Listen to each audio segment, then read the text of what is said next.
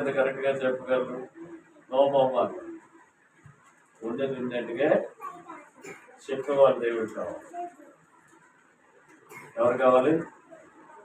ఉన్నది ఉన్నట్టుగా అలాగే కావాలి. ఇప్పుడు ఏం చేయాలంటే మనం అన్ని జనులుగా ప్రశ్నలు అయ్యంటే వేస్తే మీ ప్రశ్నలకు అన్నింటి దగ్గర అక్కడ ఏముంది చెప్పండి.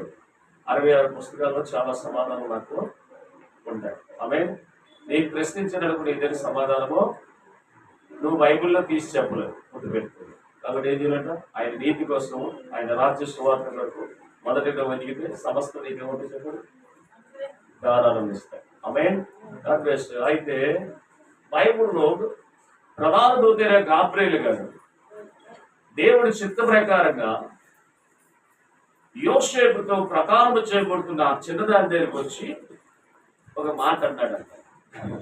ఏమన్నాడట? లోకాసు వార్త 2:34 ఒకసారి చూద్దాం. ఆవిడ అడుగుతుంది, దూత చెప్పిన మాట, గాబ్రియేలు గారు చెప్పిన మాటకి ఆవిడ ప్రశ్నిస్తుంది. దూతని చదువుతాను. అది ఏం చెబుతున్నావు? 1:34 చదువు. అందుకు మరియా ప్రశ్నిస్తుంది. ఎవరిదంట? అదేంటయ్యా ఇలా చెప్తున్నావేంటి? నాకు ఇది ఎలా కుమారుడు అంటున్నాను, ఎలా సాక్ష్యం? ఇది యూదుల ఆచార్య ప్రకారం నాకైతే ప్రధాన మధ్య జరిగింది. వివాహం నాకు కాలేదు. నా వయసు 15-16 సంవత్సరాల వయసు. నువ్వు వచ్చి నువ్వేం చెప్తున్నావు? దయాపాత్రాల నిక్షము అనగానే ఒక్కసారి ఆలోచించుకుందంట. ఆలోచించుకుని ఆ చిన్నది అర్థందంట. అందుకు మరియా ఎస్ పురుషుడిని ఎరగద. ఇప్పుడు పురుషుడి వల్ల పిల్లలు పుడితే చాలా మంది తల్లులకి ఎవరు ఉంటారంట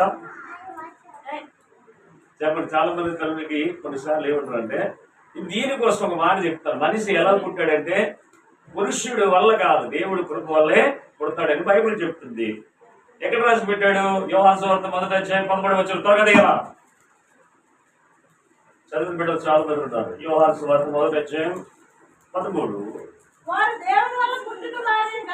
ఎవరి వల్ల పుట్టినవారు కానీ ఈ మరియాకి ప్రశ్నిస్తుంది, ఇది ఎలా సాధ్యము? నేను పురుషుని నీకు వివాహం చేసుకోలేదు కదా, నాకు పుట్టబోయే అంటే పురుషుడు ఒక యంత్రమా? పురుషుడు టైప్ మిషన్ ఏంటి? పెళ్లి చేసుకోగలరు పిల్లలు పుట్టడానికి. అలాగైతే ఎన్నో